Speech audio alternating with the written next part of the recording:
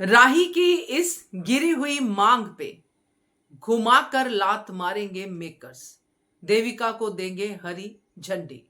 नमस्कार दोस्तों, स्वागत है आपका आपके अपने चैनल हंग्री स्पिरिट्स में। हंग्री स्पिरिट्स देख रहे सारे दर्शकों का मैं अंजू शर्मा दिल से स्वागत करती हूं।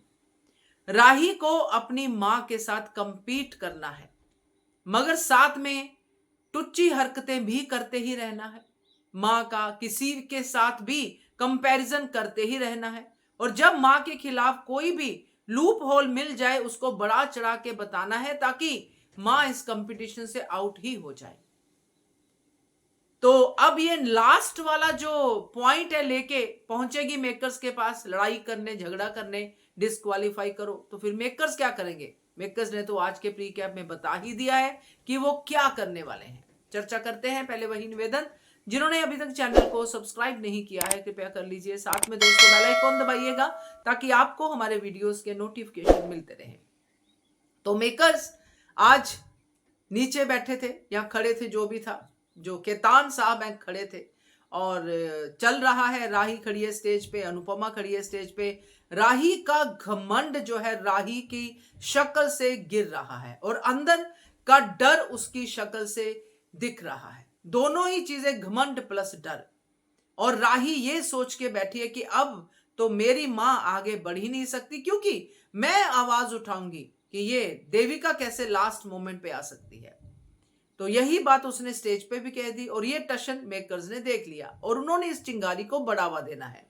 पहली बात तो ये कि राही को खुद ही शर्म आनी चाहिए कि वहां पे जाके मेकर से ये डिमांड करना। बल्कि राही को अगर वाकई वो फेयर कंपटीशन चाहती तो जाके खुद कहती कि हाँ, इनकी जो पार्टनर थी, जो इनकी पांचवी सदस्य थी, वो हमारे कारण यानी कि गलती से गिर गई, और आप इनको फेयर चांस दीजिए, पांचवा सवार इनको लेने दीजिए। तो जब ये बात वो कहती तो राही शायद कुछ हमारी नजरों में ऊपर आ जाती, मगर नहीं, राही को तो उनको डिस्क्वालीफाई करना है। तो ये डिस्क्वालीफाई करने के चक्कर में मेकर से भिड़ेगी, मगर अपनी ही जो है बेइज्जती करवा के वापस आएगी। क्योंकि मेकर्स पूरा दिमाग से खेलते हैं, चाहे वो कोई भी शो हो, कोई भी रियलिटी शो हो, कुछ भी हो। ये बिल्कुल सही बात बताई है। उनको कुछ नहीं लेना देना ना राही से, ना उनको अनुपमा से। उनको लेना देना है इस मां बेटी के बीच की टशन से, उस चिंगारी से जो इनकी इस लड़ाई को, इस टशन को हवा देगी, और उनका शो चलेगा। क्योंकि सब लोग मां बेटी को लास्ट में कंपीट करते देखेंगे। लास्ट मोमेंट तक ऑडियंस देखना चाहेगी कि ये मां बेटी में से कौन जीतता है। तो जबकि ये सारी चीजें मेकर्स को क्लियर है, मगर ये चीजें राही को क्लियर नहीं है। राही को अपनी हेंकड़ी बजानी ही बजानी है। अब जब राही मेकर्स के पास ये गुहार लेके जाएगी कि नहीं नहीं, आप ऐसे कैसे कर सकते हो, आखिरी दिन में ऐसे, जब ये इनकी मेंबर नहीं है तो इनको डिस्क्वालीफाई करो इस टीम को, जो भी डायलॉग बोलेगी राही। मगर मेकर्स के पास क्या है, आपको पता ही है। मेकर्स के पास चांस था राही की टीम को डिस्क्वालीफाई करने का, उन्होंने नहीं किया। उन्होंने अनुपमा की टीम को डिस्क्वालीफाई किया जब चोरी का इल्जाम अनुपमा की टीम पे आया। तो अनुपमा की टीम पे चोरी का इल्जाम आना, मेकर्स का डिस्क्वालीफाई करना, पूरी प्रेस के सामने ये साबित हो जाना कि अनुपमा की टीम ने कुछ नहीं किया, सारी प्लानिंग एंड प्लॉटिंग पाखी की थी जो राही की टीम की है। तो राही की टीम को डिस्क्वालीफाई उसी समय कर देना चाहिए था, मगर मेकर्स ने नहीं किया। पैसे खाए, जो भी किया, नहीं किया। तो ये नहीं करना ही यहां पे करना हो जाएगा कि अगर हम इनकी टीम को डिस्क्वालीफाई करते हैं तो पब्लिक शोर मचाएगी कि आपकी टीम को उस समय क्यों नहीं डिस्क्वालीफाई किया, आपने तो इससे बड़ी गलती की है। इनके पास तो जेन्युइन रीजन है, आपने तो रीजन क्रिएट किया। तो तब क्या भूल गई राही पिछले अपने सारे कर्म कि हमने क्या पीछे भी किया है, और राही के सामने पाखी ने उसको गिराया। सब लोग वहां पे गवाह है। तो जो धमकी पाखी को दी गई है, राही को नहीं दी जाएगी क्या? तो राही कौन सा मुंह लेके ये मेकर्स के लिए बोल रही है कि ये तो डिस्क्वालीफाई हो जाएगी टीम? क्योंकि राही ये करने वाली है।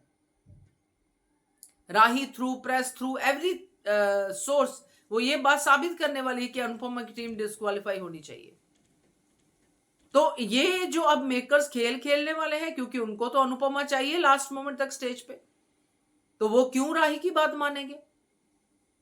वो क्यों करेंगे अनुपमा की टीम को बाहर? नहीं करेंगे। क्योंकि उनके पास सॉलिड कारण है। फिर वो ये कह सकते हैं कि ठीक है भाई, हम बिना कंपटीशन के तीसरी टीम को जिता देते हैं, ना आप आओ ना वो आए, आपकी टीम भी डिस्क्वालीफाई होनी चाहिए थी। तब फिर ये कहेंगे फिर कहां जाएगी राही।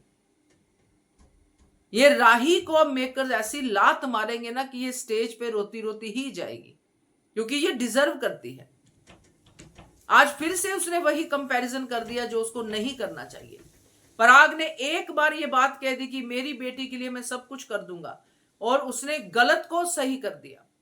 मगर अनुपमा ने हमेशा जो भी कुछ किया है सिर्फ अपनी बेटी के लिए किया और करके दिखाया है।